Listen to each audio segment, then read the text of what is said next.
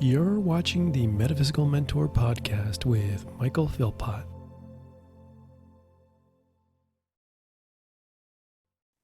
Hello, everybody. Thank you so much for tuning into the show today. This is the Metaphysical Mentor Podcast with me, Michael Philpott. And before we get going there, Jenny, I always do this before every show. I got to thank all my listeners. For those who listen on Spotify and those on Apple, I greatly appreciate you. And if you're on Apple, give me a 5-star. Love to be able to get that 5-star and get people to, invested in the show. Also, too, you can watch the video on YouTube. I have a small YouTube channel. It's growing slowly, a little too slow. So if you can like that button, smash it. Subscribe to as well. I'm also going to be on Rumble too as well. I got a few episodes on Rumble, so you can watch it there depending on which platform you use. Let me know, did I forget something? Oh yes, the show is 100% funded by you, the listeners. So if you'd like to donate to the show, there's links in each episode description. So I'd appreciate that. And again, thank you so much to all my listeners. Ooh, that was a mouthful there, Jenny. Let me just quick drink here. So Jenny, how are you? I'm good. Thank you so much for having me on the show. Well, I'm glad you reached out. I always look for interesting guests and interesting topics. And, I love when kind of spirit kind of connects people together, the synchronicity things. It's especially on my end, trying to figure out, find guests and, find appropriate guests that, I kind of click with and got the same vibe. And one of the things, it really kind of sold me. It was like a grounded approach to spirituality. I'm all about that. I always say this, all my listeners know, I love the woo-woo. I do, but I love grounded approaches to spirituality. And that's what I really appreciate about all your content that you put out there too, as well. So, and it's well understood too. I don't get lost in listening to the content that you're doing. So how did you come up with this approach to like a more grounded, because I know there's a lot of people out there kind of talk, but it's a little out there and it's just kind of hard to follow. So how did you balance that? How did you come up with this more grounded approach to your work? That's a great question. Because something that you said there was that you don't get lost in what I'm trying to teach. And that's like one of the most common comments that I get is people say, you teach really complex things or really complicated things in a way that I can understand. And I think that that's such a nice gift to have, because that means that I can talk about really advanced stuff and people can stay on board like throughout the video, right? So that's fantastic. And, being a grounded person, I've just always been very grounded. And I think that even as a kid, I've just been a super, super grounded, really just very open book kind of person. And I really think that saved me, because I have been working in such, like you called it, woo-woo, in such these crazy high frequencies, high dimensions, that the kinds of work that I do would sound crazy to the typical person, channeling, galactic dimensional beings and councils and the Galactic Federation, all these crazy things, being abducted, the kinds of stuff that's happened to me sounds insane. And if I didn't have that really grounded approach to spirituality, I think that I would lose myself in there somewhere. And I'm so grateful that I haven't. And so I really like to surround myself with those kinds of people, grounded. And I would say that, just if I can, just for some reason, I don't know why I want to share this right now, someone needs to hear this. One of those like eye roll moments for me is when you see people teaching in the spiritual community and they intentionally are making things more complicated to feel puffed up with their ego. Like they're all the ways that they're teaching and the words that they're using, and it's just making everybody feel like so less than, they're putting themselves up on this pedestal. And I don't like that. And I really like to put myself with my clients, with my students on the same level. Everyone has a piece of the puzzle. We're all learning this together. And no one can for sure say, for a lot of the things that I teach, it's not black and white. So it's just like, I know that was a bit of a tangent, but it's just really nice to just kind of stay on the level with the people that your audience are, I think that's so important. We do similar work. We're kind of, we do similar work in some ways, but yeah, I really just, sometimes I do, like you say, like the roll the eyes, and I was like, okay, why does that have to be so complicated? It doesn't make sense. But like you said, like, as people, you find that like people are in the spiritual bypass, they just think they're better than everybody else, and they can repeat stuff, and they can repeat something that they've read in some book or something, and they just regurgitate it. And I don't know about you, but sometimes I kind of call, I look and go, I kind of call bullshit. Like I kind of listen to them and it's like, yeah, that's bullshit. Yeah. Mhm. There's just this internal, I think as we develop and we get a grounded approach, do you find like you have a really good bullshit filter? Oh yeah, that's clear sentience, clear feeling, right? Where I can feel when something is off. That's one of the things that I teach in my program, Psychic Light. I love teaching the clairs. Each clair is its own language. Clear sentience is like, I can feel when someone's lying to me. I can feel when the energy is off. I can even just feel when someone's not being authentic. It's like, ooh, they're not fully showing up in their truth, like something's off with them.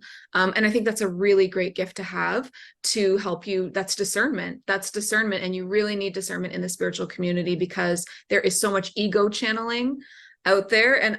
So I'm in the channeler community, right? So there is so much ego channeling, and that really bothers me because I can feel that with my clairsentience. I'm like, you're saying you're channeling like even like Jesus or something like really high up, and your message is so filled with fear frequency or separation or division. And I'm just thinking like, really, like that is so harmful to put out there in that way, and saying that it's this pure experience when it's not. So for me, ego channeling is something that I like to talk about a lot, so that people can see what the difference is, which is like setting up a sacred space with such a powerful intention, connecting to God's source.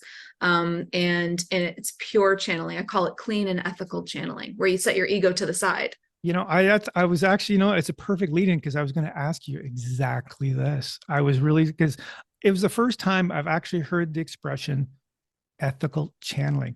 And I Mhm. thought, you know what? We got to talk about that, because like you say, there's a lot of people doing a lot of crazy stuff out there. So let's expand on this. Let's, floor is open. Let's talk about this, because I think it's so important that people are listening out there. There are divine sources out there, and there's a lot of people out there that are doing some amazing stuff, interconnected and high vibration. But let's filter through some of that stuff. So Jenny, helping you walk us through this, please. Yeah, so this is so important for you to use discernment, and it's super important for you to know when something feels off. But for somebody that isn't able to really tune into their own discernment quite yet, and there's a lot of people that really aren't quite there yet, I would say you always want to be following, or the channelers that you are listening to, where are they getting their information from, right? Like I never just say, oh, okay, I'm going to channel this deep question about the universe, and here I go. I always set up a sacred space, which is really important. Yeah. That's where you. So, yeah, sorry to interrupt you. So, yeah, just walk us through the process, because I think Yeah, that's really important so people can understand that. So, yeah, sorry, I didn't mean to interrupt you, yeah. but I just thought No, that's this is too good. Okay. This is good stuff. Yeah. So a sacred space is non-negotiable. We live in a multidimensional universe where there is light and there is darkness. There is entities of both, and you need to really make sure that you're protecting yourself and your message and your channel. And so the sacred spaces, I surround myself with angels, archangels. I specifically work with Archangel Michael a lot, Archangel Raphael, and Archangel Haniel. So you get them surrounding you, and you ask them to like wrap you up in their light. So that's very, very high frequencies. And Archangel Michael's light is like a filter of protection for the highest good of all involved, so that nothing can come through that is not. And then the sacred space is still not complete unless you connect to God's source. In my eyes, you've got to connect to God's source. So that's connecting to, and if you don't like that term, that's okay. Some people don't, they like you say the universe, the great spirit, the oh my gosh, just whatever, goddess, great mother, whatever you prefer. It's kind of all in my mind just labels to the same thing. And it's like, whatever that is for you, connect to that white light. And that's when you set your intention. So I always say, like, please anchor me in this light, anchor me in divine truth. Let everything that comes through be divinely true, divinely timed, and divinely orchestrated. And then I choose my target, so that I don't just start channeling then either. It's like, who do I want to channel? Am I channeling for a client? Well, in that case, it's their team that I'm channeling. Am I channeling the Galactic Federation of Light? Then I should be citing my resources. So that's another point for somebody trying to use discernment. Who are they channeling? You don't just channel whatever like willy-nilly and say that's truth. Well, where is it coming from? And if they can't Yeah. tell you what they're channeling, then that's important too, right? Then they don't know who they're channeling, and they should.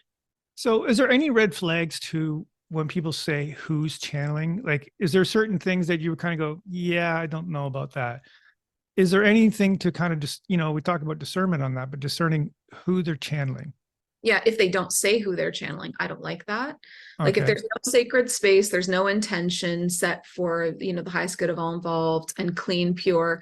And, that sacred space sets aside the ego. Once you call in God source like that and you're like, okay, anchor me in divine truth, that eliminates the possibility of you making things up and putting in your own perspectives and putting in your ego. And people, it's not that they're bad people, it's that they don't know not to do that. And so they're not setting this intention, they're not connecting to the white light. And then what they're channeling is their own worries, their own fears, their own issues, their own egos. And so it's personal to them and it's not actually for the collective, right? So that's why I think it's really important to look for somebody that's using a sacred space and telling you who they're channeling. And then beyond that, does it feel good to you? Because even if somebody does set up a sacred space and they set this beautiful intention, if their message doesn't feel good to you, it's not for you. And so in that case, it's okay, because you're not going to be for everybody, and they're not all going to be for you either. So just different areas of, different levels of awareness, different levels of spiritual growth. It's not always going to be for you. So really tune in. I find like clear sentience, I feel it in my gut. Like I feel, that gives me the ick. I don't like it. And I just scroll past, right? It's not for me. It's important to just move on. Yeah, there's certain things, like I get that with my guests. Like I'll like, so I have to do a little bit of discernment on my channel, and I'm sure you do too as well. And the clients too as well. You want to make sure that you're attracting the right clients for you. And I just, some things that, some people send me some stuff, it says, hey, I heard about your podcast, and it's like, yeah, we're not going to be a right fit. Like I literally get that gut feeling in my stomach, like, okay, yeah, this is not good. I'm not jiving with this person's energy. So I'm very, very aware of that too, as well. It's cool because psychic gifts happen in the body. You said it happens in your stomach, it happens in my stomach, but every clear happens in the body. So we were talking at the beginning about being grounded in our spirituality. Well, when you're grounded, you're in your body, you're embodied, right? That means you're actually more tuned in. And because like clairvoyance, clairaudience, clairsentience, they happen in the physical body. You have to be in your body. And if you travel up, a lot of people are kind of floating above their crown chakra. You're not going to get that clarity. You're not going to know what you're feeling. Your body is like a tuned instrument and it works with you, right? So it's important to also be in your body if you want to experience things like discernment. And if you have no idea how you feel, it's probably a good sign that you're not very grounded. So how do we get grounded? Great question. So for me, I have to like go for a walk every day because I sit in front of technology, which like the energy of like Wi-Fi and technology, I don't think that that's really good for you, being indoors. And also I'm constantly in the higher dimensions, like every session, every event, I'm just right up into like 5D, 6D and higher, channeling all this stuff. That's not grounded either. So I need to remind myself I'm a human and go out and walk on the earth and look at the beauty of Gaia, breathe that fresh air. That's my trick of doing it. Other people I've heard, eat a snack, like have a shower, like there's different things. It's about the sensations of the physical form, to those 5 senses of the physical form. Engaging those will help you to be grounded. So how do you not blow a circuit? Because you're raising your vibration. Like, we don't want to talk about science and stuff like that. It's like electrical current. Like you got to raise your vibration, and you're constantly raising your vibration into those higher states. There is a point where the body gets used to it and, builds up a tolerance to it. So how do you, as somebody who does this on a continuous basis, don't blow your circuits? It's funny that you say that, because you can almost like blow a circuit in like the simulation around you. That's glitches in the matrix. So if you experience glitches in the matrix, which I get to see all the time, it's when you're blasting the highest frequency ever and the 3D world around you has like a little glitch. That is such a fun thing to experience, like seeing the sky stop moving and then catch back up, or waves, or seeing just stuff in your home go weird. It's like that is from a really high frequency. You can literally glitch out the simulation world around you. But personally for me, it's almost like your psychic gifts kind of have like a built-in slow build, right? Okay. I don't know that you can fry your circuits because, well, that's because I always use the sacred space, though, what's for my highest good. And so I'm always given what is for my highest good. So maybe that's a part of why that's helped me. But yeah, I don't like, I think like ascension symptoms essentially would be somebody that's experiencing like a huge surge in their frequency. Have you heard of ascension symptoms? Like you can get. Yeah. So this is again, we're on the same page here because I have Yeah. this in my notes because I was going to say, what's the difference between like ascension symptoms and maybe awakening? Like, are they the same things? Because I know people say, I'm awakening. I feel there's awakening. And then there's the ascension part. Yeah. Are they the same thing? Are the symptoms the same thing? Yeah, it's just self-awareness. So having an awakening is just moving into new levels of self-awareness. And the higher your frequency, the more self-aware that you are. And really it's as simple as that, but it's powerful. It's really powerful. And then those ascension symptoms kick in and people start to experience one of the scariest ones is the purge, right? Yeah, let's talk about that. Yeah. Yeah, we see that happening a lot right now because there's a lot of surges of high frequency coming in through solar flares. And then the Schumann resonance reacts as well. And so we've got solar flares above us, Schumann resonance, which is Gaia's heartbeat below, everything's surging and we're caught in the middle of that. And so this year's been really intense for that. And so people are having these ascension symptoms where they are upgrading. You're getting an upgrade on your physical form, you're getting an upgrade on your chakras, you're getting an upgrade on your energy, your spirituality, your light body, everything about you. And so it's growing pains. It's really just growing pains that you're going through. And those physical ones would be like being really tired, finding like you can't, like you used to have maybe 2 glasses of wine, and then all of a sudden you have a half a glass of wine and you're loopy and you're like, what's going on? You're way more sensitive to things.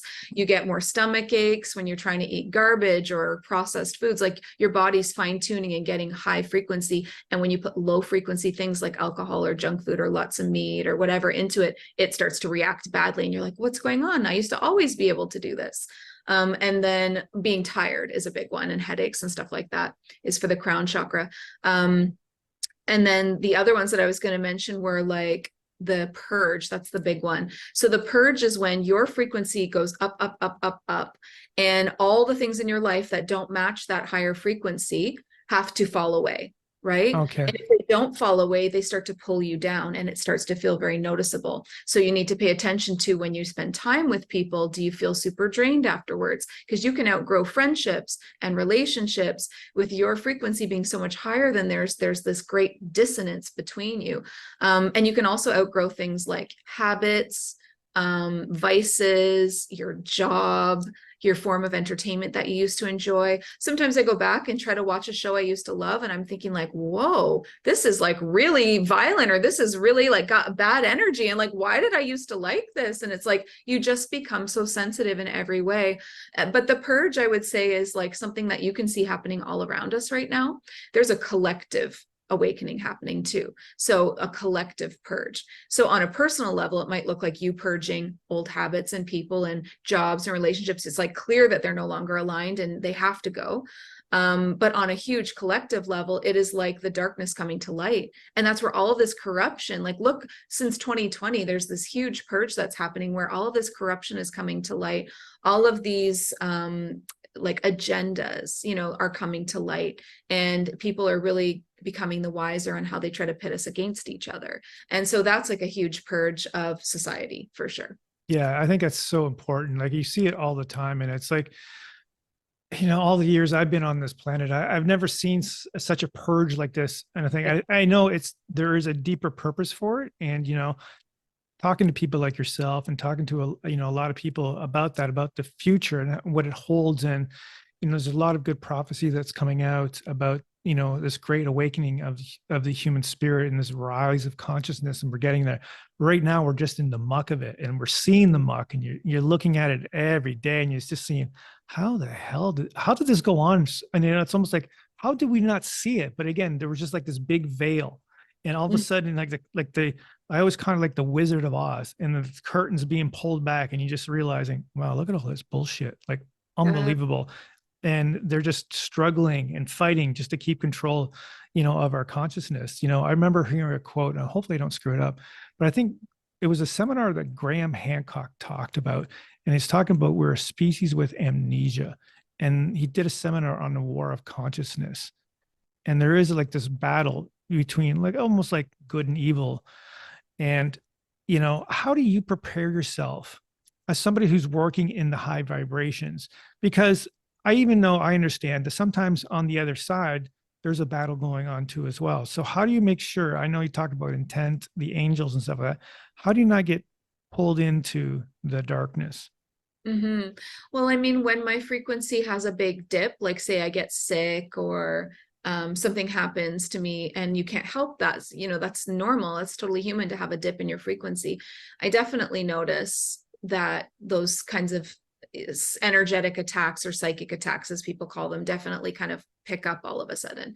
The best way is to remove access to yourself. And the only way to remove access to yourself is to rise above, at least to neutrality. Because if you stay down in that fear frequency, it just feeds that kind of energy. And that's where people get stuck in a cycle.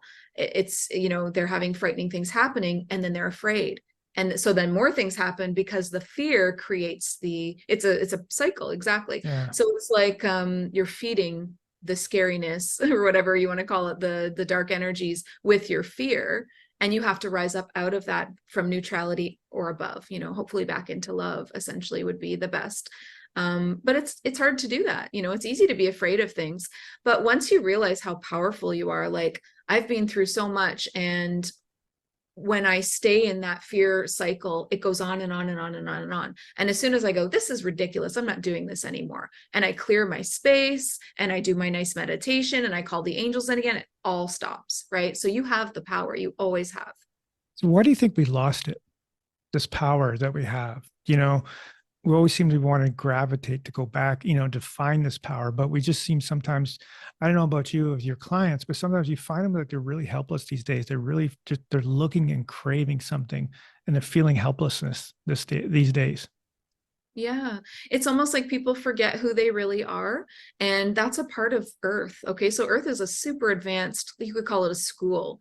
And one of the programs of Earth is called the Veil of Forgetting. And when you're born into Earth, it kind of like you go through this veil of forgetting all of your other lifetimes, who you really are, your gifts, what's really going on like around you. And so that way you can really buy in to the experience of Earth. Otherwise you wouldn't learn the lessons. Like if I remembered all the lifetimes that I've had, and that I'm an eternal soul, and that this is just one little tiny blip in my soul journey and it doesn't really matter that much, I'm not going to take it very seriously, and I'm not going to learn those really deep lessons because it won't feel like the be all end all. So we almost have to forget all that big stuff so that we can laser focus on, okay, this is my life, this is this one life that I'm in, this is who I am, these are the lessons, so that you can, I mean, Earth is a school, truly.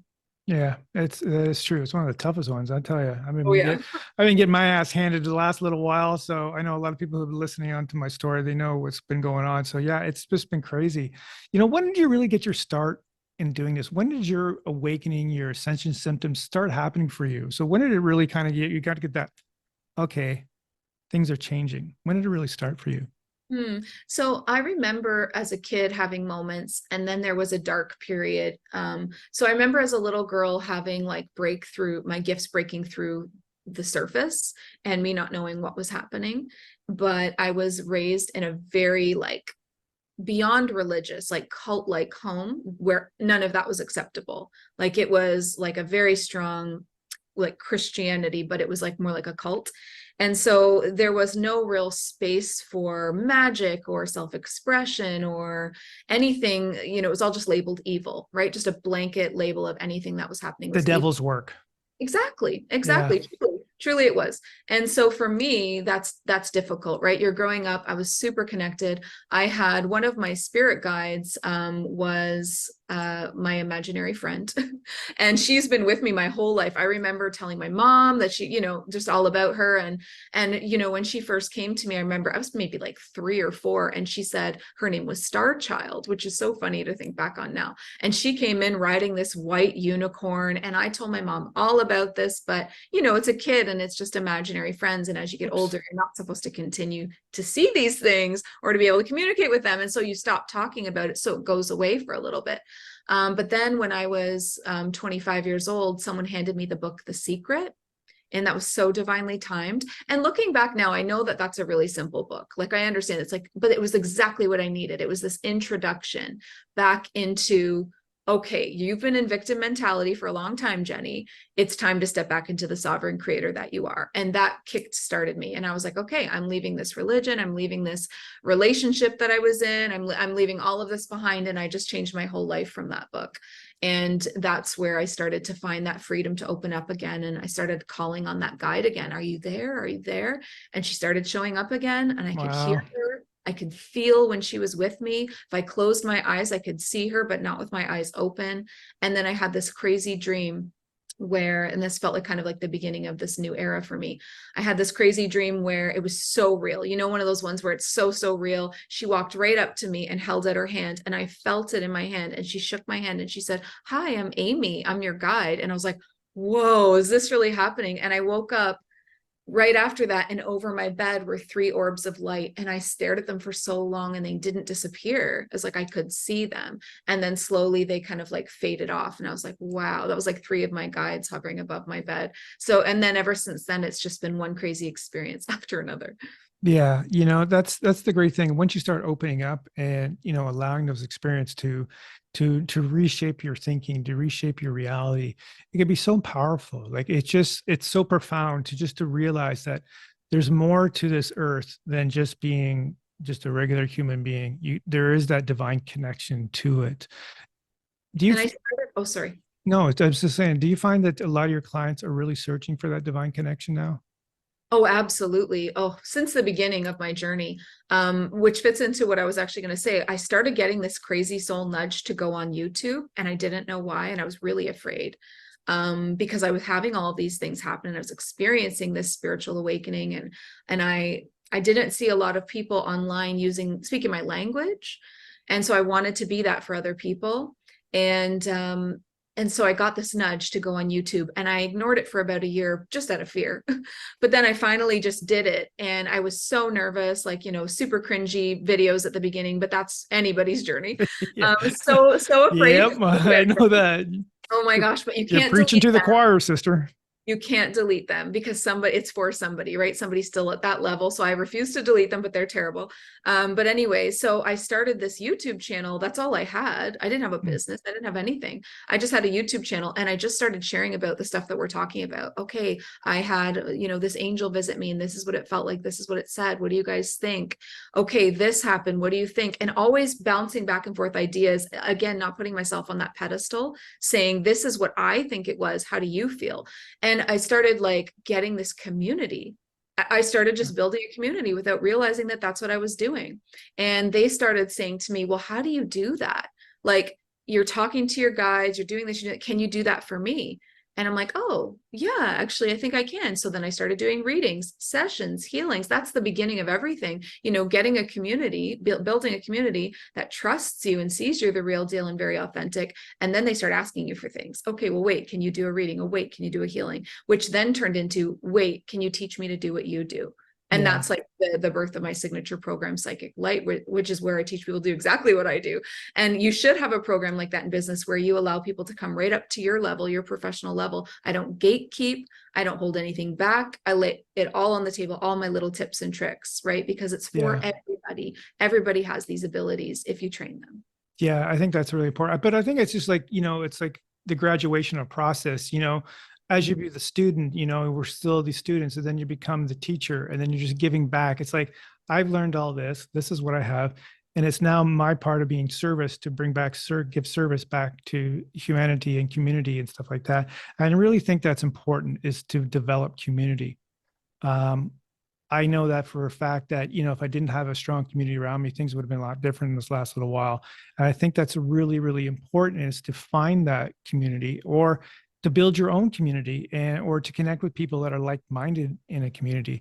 So is that one of the things that you teach too, is to people to develop and to get a part of a community? Do you think that's really important?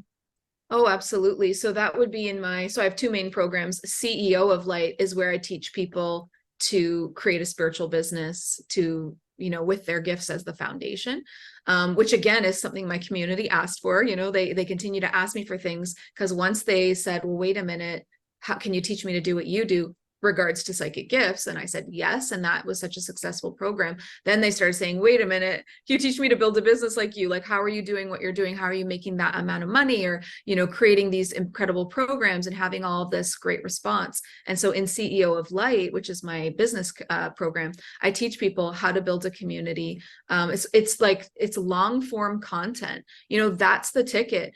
It's not about the IG lives and the small TikToks. It's like, if you want people to get to know you, that's podcasts, that's YouTube videos, that's longer form content where people can actually feel your energy, get a sense of who you are, understand your story, and feel that authenticity coming off of you. You build so much trust and credibility, and then people will stay with you loyally throughout your whole career. Yeah, that's one thing I've noticed through the podcast is I just have some amazing human beings. They're just the most beautiful people I've ever connected with. And, it's interesting, since doing the podcast, I've talked to so many people from around the world. It was just absolutely mind blowing, and just getting these DMs from these people. And, the philosophy behind the show is I say that the metaphysical mentor, but it's not really me mentoring. It's my guests. And a lot of people start to see that. It's like I bring the experts on, and I'm asking the same questions that my listeners would ask of you and of my guests, and just bringing that. But I just find it so important to develop a community, because there is a sense I find, I don't know, maybe if you find the same thing, there's this really deep sense of loneliness. And there's just feeling as this emptiness that's within people. And I just kind of hear that, over and over again. And we're always looking to fill that deep void. Do you find that's happening too as well on your side? Yeah, I like to call that the starseed loneliness. I kind of coined that because I notice in my community, which is starseeds, awakened souls that feel like they have had other lifetimes off world. That's what a starseed is. So they feel that huge sense of loneliness, and they almost long to leave this planet, which can be dangerous if it gets too deep, right? Like it can, cause people to want to end things really quickly. And the thing that I've learned about this deep loneliness is that when you are awakened and self-aware in a world where 90% of the people are still sleeping, it's lonely. It is. And also there's this thing about us being like awakened starseeds, light workers, being strategically placed around the globe, almost separated so that we can hold the frequency, right? So if there is a planetary grid around Gaia, just outside of the atmosphere, that is an organic grid, and that is where she can charge up from, and that is like something that is really important for like the health of Gaia.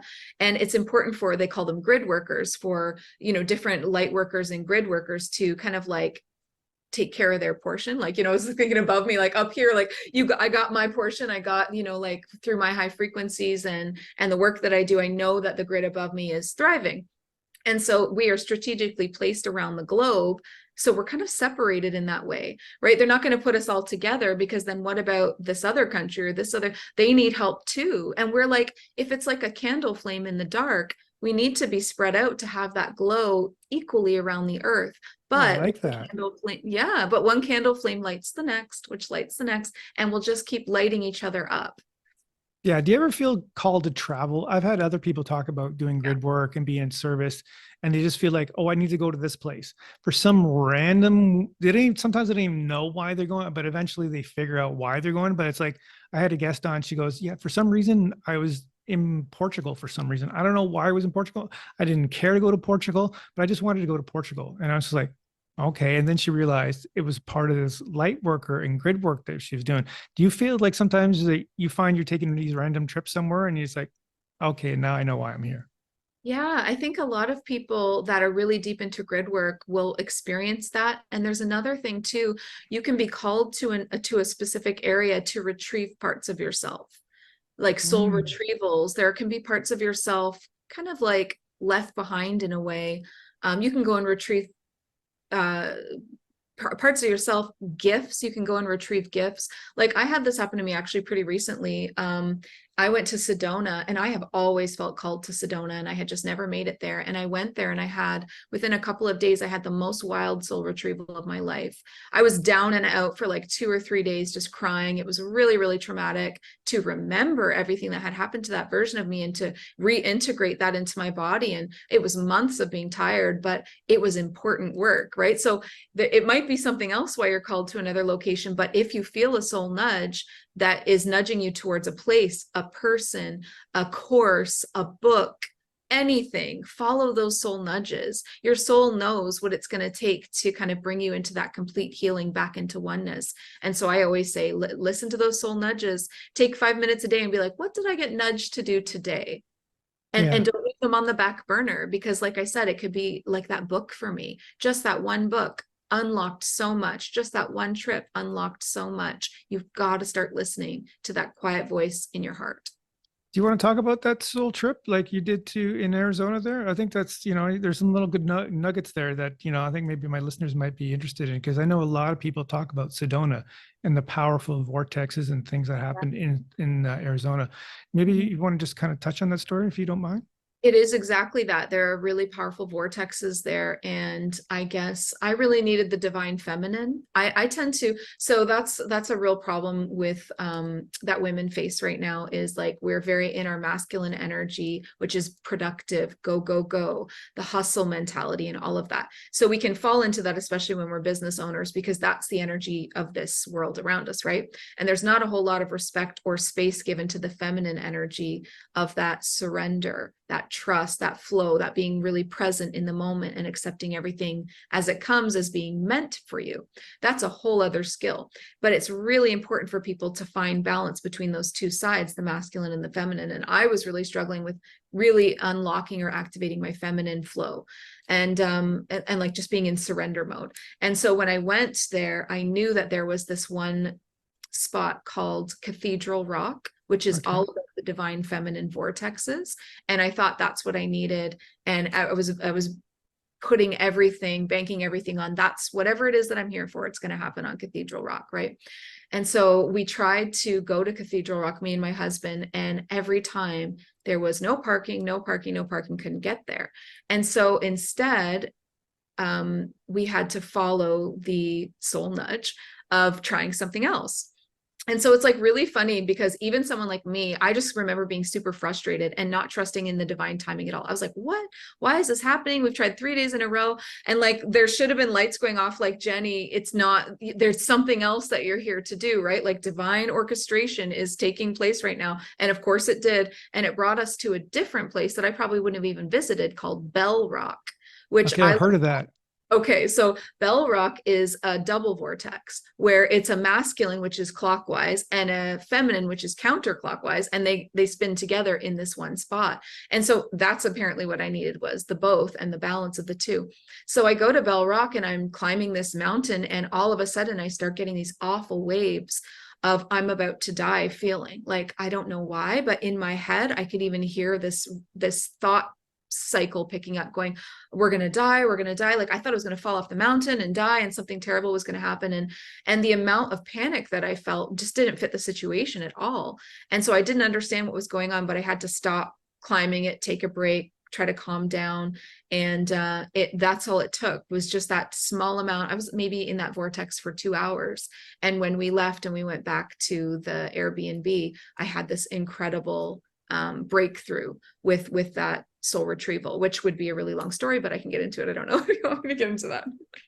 But that's really important. I think sometimes the stories are important, and to talk about that, because there are going to be people just listening to this and going, I've had that exact same thing, or they don't know how to navigate it, because they may have went to Sedona or another place, around the world, and they've had this type of experience, but they don't know how to articulate the experience, but they don't even know how to process the emotions, the feelings that have happened.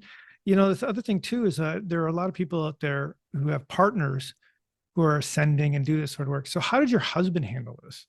Is he really into the know too as well? Or did he goes, okay, this is my wife's thing, I'm just going to be here for support, and, I'm just going to hold space? Or was he really involved in the whole process too? Is he really aware of his own abilities too as well? So all of my previous relationships were like with partners that just let me do my thing. Maybe they were supportive, but they didn't speak my language. And then I found my divine partner, which is the term that I like to use, where it's someone that mirrors me, speaks my language, challenges me to grow, and is also growing. And so yeah, this is like it's still a fairly new relationship for me, which is beautiful. It's like we're just coming up on 2 years together in October. Congratulations. And thank you. And we've been married just over a year. And when you meet your divine partner, it happens really fast, by the way. It was just like so fast. We were engaged, married, like it all happened so quickly. But yeah, he definitely speaks my language. He's taken, Psychic Light multiple times, which is that course for psychic gifts. He's building his own spiritual business as well as he continues to work in a different job. And yeah, I mean, he's just right there with me. And he has that, that a perspective of just somebody on the outside looking in that I can bounce ideas off of. And I just find it so helpful to finally be in a relationship with someone that does this work, speaks my language. And it's so different than being the only one, because that's where that sense of loneliness comes into. I remember feeling really lonely in my last relationship because he was a good person and all of that, but there's just, you can't share on the same level what you're They just going. don't get you. Yeah. Yeah, they just don't get you. Like they just don't have this feeling like they want to understand, but they just don't get you. And sometimes that is that loneliness. So, if couples are facing that, or there's there's an imbalance and stuff like that, would you recommend anything to help them through that period? Yeah, absolutely. I would say so. If it's somebody on like our end that feels awakened and feels like they kind of want their partner to catch up, I would say one of the things that you can try is sharing more about your world, because a lot of the times we're embarrassed and we think, oh, they don't want to hear about it. But it's important that you include them and share as much as you can to give them a chance to see if they can kind of like meet you where you're at and start to speak that language with you.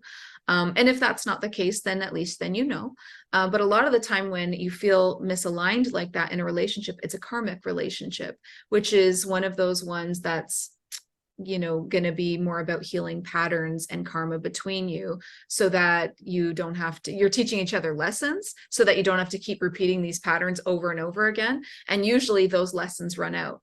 And it doesn't have to be some dramatic ending like it wasn't with my last relationship. It was just suddenly I had nothing left to teach this person and they had nothing left to teach me. And it just kind of ended. It was very neutral. And that's a karmic relationship. Even though it was 10 years, like it's not sure, you're learning and you're teaching each other, but there's an end point to that. And the opposite of that is a partner that grows with you. Right? So that you're not growing, and they're way down here. And there's this huge dissonance of energy where they're never going to catch up or speak your language.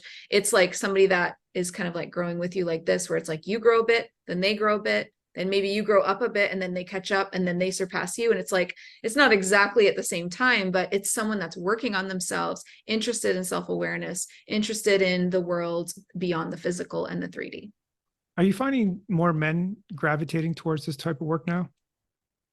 I've always had a lot of men in my audience and women. Like I always have like almost equal, like when it comes to my programs, my membership, I tend to like call in. I do have like a lot of like that masculine energy. So I tend to call in men because I'm very practical and logical and grounded. So it doesn't frighten them off and then they can understand. But I also call in a lot of women. So I like that I have a really strong balance. But I have heard men say that there's not enough women in the spiritual community. And I've heard women say that there's not enough men in the spiritual community. So it's like they're just not finding each other, but everybody's there. That's hilarious. That's so true though. It's like, I'm looking for a nice young man. I'm looking for a woman who kind of, like I always say, like speaks the language, understands stuff like that, but we're just all over the place. Like you said, we're all these candles all over the grid in the world, and we just haven't been able to line up with that. But I think Best way to call that partner in, I have like a great tip that I love to use. The best way to call that divine partner in is to list out the 10 most important qualities that you would want that partner to have. Right? So if that's spiritual, passionate, ambitious, working on themselves, healthy, whatever it is, list them all out. And then and do them in priority if you can, and then go to the top of the list and work on every single one of those points so that you are that list.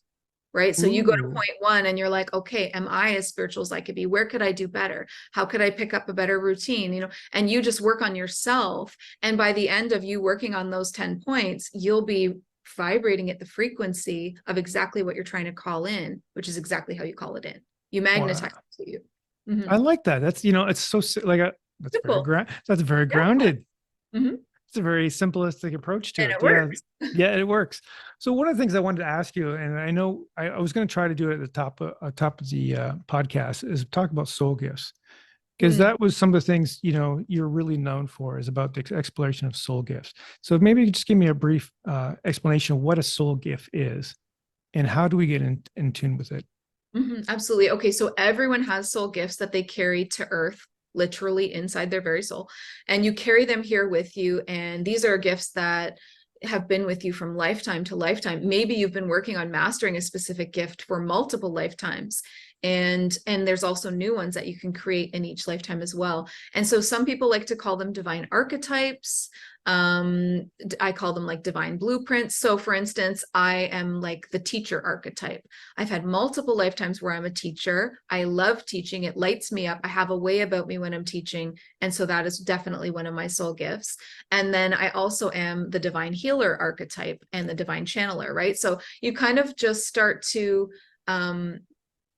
play around and see. You have to try things to play around and see what your divine archetypes are. So they get activated through service. Okay, so like the activation of soul gifts happens through service. So as soon as I put myself into service, as soon as I started that YouTube channel, and I started like being of service to others by sharing my story and sharing all of this free, valuable content, my soul gifts started to come online, if you want to say it like that, or be activated. And I started recognizing that my gifts were getting stronger and stronger and stronger. So one of the ways to activate them is service, for sure.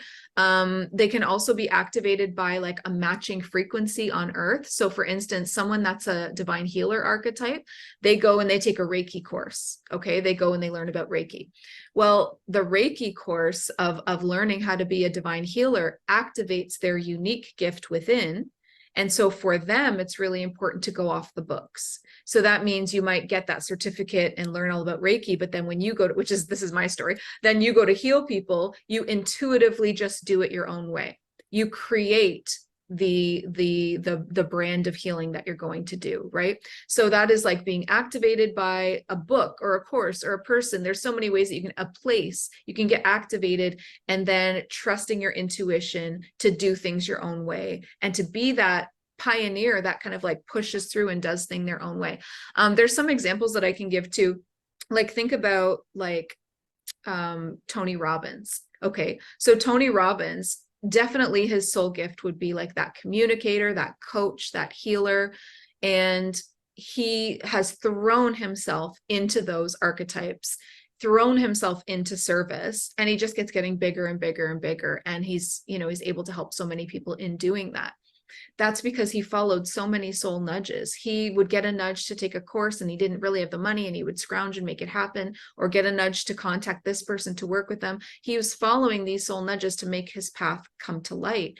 And that's the same as the story that I shared about my own soul nudges. You don't always know where a soul nudge is leading you. That's why they're so important. I didn't understand that starting a YouTube channel was going to lead me into this unbelievable business of Starseed Academy. It was just this little channel, and now it's this like beautiful business that supports me and my family and is doing so much good around the world. So the soul nudges are really key there. But So anyway, how do we recognize those soul nudges? oh, the soul nudges. Okay, so the soul nudges would be like that repeating thought that you have that's really quiet. Like your ego is the loud voice in your head. It's the one that's always narrating everything and judging you and everybody else. It's underneath that. It's that quieter voice that's like, you could do that. You'd be good at that. You should try that. What about this? Try that. It's like a quiet, quiet voice within. And soul nudges can also be that physical feeling that we were talking about before, like in the gut, like, ooh, that's for me. Sometimes when I hear like something that's for me, like a message or advice or guidance, I feel like I get a little punch in the gut, like, ooh, I was meant to hear that. And your soul, your guides, your higher self, whatever you believe in, is always trying to get your attention through these signs and soul nudges, like seeing the signs and experiencing these nudges. It's all to navigate and guide you to that highest timeline. And so these gifts are a part of that highest timeline. So, starseeds that are here, a lot of them volunteered to be here, right? We volunteered to be here because we have gifts that are meant to be used in service. And so our gifts can be as simple as starting by sharing your story, getting yourself into service, and then seeing what comes from that, allowing yourself to be activated. A lot of people already know, oh, I'm a healer, or I'm a this, or I'm a that. Awesome. You probably have more than one gift though. And that gift can evolve and evolve and evolve over time, but it doesn't evolve if you hide away behind the scenes. You have to put yourself out there. You have to be seeing clients. You have to, my gifts have surprised me in session. I don't just sit around my house and be like, I wonder if I could do a soul retrieval. No, if these are things that happen on the fly, and I've done them for other people as well. Yeah, it's like in session, in the spotlight, that's where your gifts grow and surprise you. You've got to put yourself out there. You've got to follow those soul nudges. And then the last thing I would say about soul gifts are they really show up through the clairs. They can be expressed cleanly through the clairs. So clairvoyance, clairaudience, clairsentience, claircognizance, those are the four main ones that I teach. Soul gifts poke through one of those clairs, right? So being able to hear someone's guides or your own guides in your mind's ear, that's a beautiful soul gift that you could use to serve the world. You could do readings for people. You could write books from, channeling what you're hearing. You would be an amazing public speaker. Just that one gift would give you 11 different amazing career opportunities. But we have all of the clairs. And so I would say learn to speak the language of the clairs. I cannot stress how important that is. So how do we get past the fear of that? Because a lot of people it's that fear of the unknown. It's that fear to get us started. It's that fear of that nudge. What if, how do we get past that? I guess you look at your life and you think, well, if nothing ever changes, then nothing ever changes. And you're always going to have that fear, and you have to just choose to do it anyway. It's not as if my fear has disappeared when I go to do podcast interviews or, teach a new class of brand new students or do something kind of outside of my comfort zone. You're always going to have that little fear, that little, you try to reframe it and think of it as excitement. It's the same feeling, just reframe it and think of it as excitement. And then if it was a fear around, your gifts being something that's scary, your gifts are divine. They're literally built in. There's built in as your fingers. Your fingers are, this supernatural extension of you that helps make your life easier. Your psychic centers are a supernatural extension of you that helps makes your life easier. They are divine. They are sacred. If they were evil, you wouldn't have them, but everyone has them. They are literally right there. I can see them when I do psychic reconnections for people. They're there. You all have them. There's no reason just because this religion or that person or says that, it's evil. It's just not. That's just fear frequency. Yeah, I think that's just a lot of programming that we get, either from society, it's our beliefs, whether it's from religion, from society, parents, family structure, scholastic, whatever the institution is, we get a set of beliefs that are sometimes never aligned with us. And I think that's really important to find those nudges and to, understand your clairs and your soul gifts and stuff like that.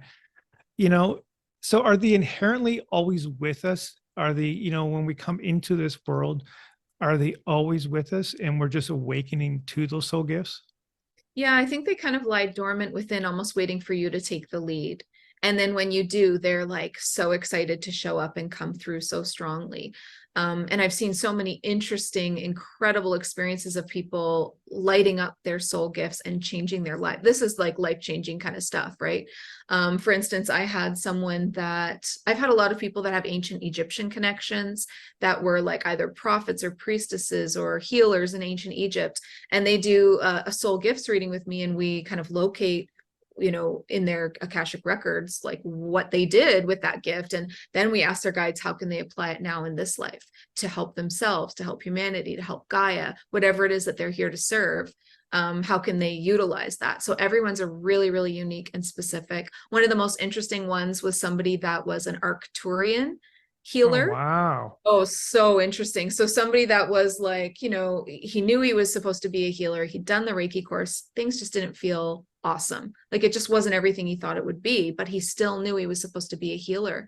And so we did a reading, and this Arcturian council stepped forward and started showing me how he used to do the healing, and in these amazing crystal caves in Arcturus. And the way that he would do this healing was very like almost techie, like where the person would lay down in front of him and he would pull up this hologram of their divine blueprint. So floating or hovering above their body was this blueprint of their body, like all of the chakras, all the meridians, everything, like a hologram just there. And then he would adjust things in this hologram, like remove this, straighten that out, add in this upgrade, do all the things that he needed to do, and then kind of like push it back down into the body for it to be integrated back in. And so that was like this really wild way of doing energy healing that you're not going to be able to get a course on Earth. Like no one's teaching that, but he, you know, That's what I'm aware of. right? Wow. But That's like pretty cool. he teaches it one day, you know, and that is how he is being called to show up. And that's what I mean. Like soul gifts are so unique. If you don't share them, the whole world misses out. We have a million Reiki healers. We have a million channelers. We have a million card readers. How do you do it? That's different. How do you specifically make it your own? Follow that nudge, follow that intuition, go off the books of what other people are doing. Yeah, I think that's really sound advice there. I really appreciate that. And so I really did. I really appreciate, the groundedness to it. So hopefully my listeners, you're listening to this and you can there may be a few nuggets in here in the podcast that you can really resonate with and really hold true to you and stuff like that. And that being said, Jenny, if people were looking for you, they wanted to find out where all their divine gifts are hiding, where can they find you? You can come over to Instagram. It's Starseed Academy with the blue check. And you can also come over to YouTube with also Starseed Academy. Perfect. Yeah. And I'll have all Jenny's information in the description below. So if you're looking to upgrade, do some healing work, learn about all your soul gifts and so much more, she's got a lot of great courses there. So if you get a chance, head over to the website, or to the YouTube channel, listen to all the information, just in case we didn't cover everything. And we tried to cover as much as we can within the hour. So again, Jenny, thank you so much for being on the show today. Thank you so much for having me. All right. So I'm just going to close out the podcast here. This has been the Metaphysical Mentor Podcast with Michael Philpott. Thank you so much for tuning in, and goodbye for now.